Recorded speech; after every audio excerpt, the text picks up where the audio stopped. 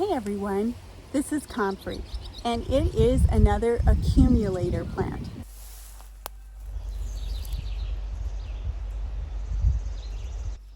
It has a very deep taproot, so it goes way down into the ground and harvests essential nutrients like phosphorus, nitrogen, and potassium, those macronutrients that all plants need.